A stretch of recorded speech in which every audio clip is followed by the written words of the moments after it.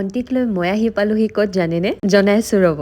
ভণ্টি আৰু মোৰ ঘৰত 4-5 দিনী আছে। নিকালৰ পৰা আহি আমি দুদিন ৰেষ্ট ললো। এতিয়া মই তাইক লৈ আহিছো ৰাজস্থানলৈ, মানে ৰাজস্থানৰ জয়পুৰলৈ। আমি যিহেতু আহি পাওঁতে আবেলি হ'ল, মেহেল বিলাক সকলো বন্ধ হৈ গ'ল। গতিকে মই তাইক প্ৰথমতে লৈ গ'লো তোৰণ গেট। এইকেইটা জেগা ৰাতি চাই বিৰাট ভাল লাগে। তাৰপিছত আমি পালোগৈ পত্ৰিকা গেট। তাতে হেনো কিবা কাইট ফেষ্টিভেল চলি আছিলে, গতিকে বহুত মানুহ আছিলে। পত্ৰিকা গেটখন যে ইমান ধুনীয়া জানেনে? আপোনালোকে গ'লেও দিনৰ ভাগত যাব, ইমান ধুনীয়া মই কৈছো নহয়। ফটো বিৰাট ধুনীয়া আহে। তাৰপিছত আমি গ'লো হাৱা মহল। ফটো উঠা নাই, মই তাইক কৈছো তুমি ধুনীয়াকে এনজয় কৰা। ফটো উঠি হৈ গ'ল। এতিয়া আমি গ'লো গণেশ মন্দিৰলৈ। মোৰ বিৰাট ভোক লাগি আছিলে। প্ৰথমতে আমি খালো এটা ষ্ট্ৰবেৰী শ্বেক, তাৰ টেষ্টটো বিৰাট ভাল আছিলে। তাৰপিছত ভণ্টিয়ে এটা ভেজিটেবল চুপ ললে। ঠাণ্ডাত চুপ খাইতো ভালেই লাগে আৰু।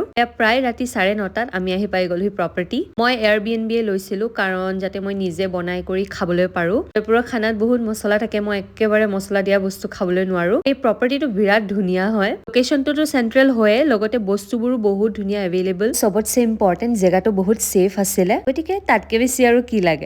কি বনাওকে ভাবিলো পনীৰে বনাও, মটৰ পনীৰ। সেইটো ইজিও হ'ব আৰু ইয়াতে ব্লিংকিটো আহে জানেনে? আপোনালোকে অৰ্ডাৰ কৰি ল'ব পাৰে। মই পিছে মেক্সিমাম বস্তু ঘৰৰ পৰাই লৈ আহিছিলো। এতিয়া গ'লে ভাত বাৰু তোমাৰ হাতেৰে খাম, কিন্তু মোৰ ৰাজস্থানৰ কিবা এটা বস্তু খুওৱাচোন। মই এয়া লৈ আহিলো তাইৰ কাৰণে ঘেৱৰ।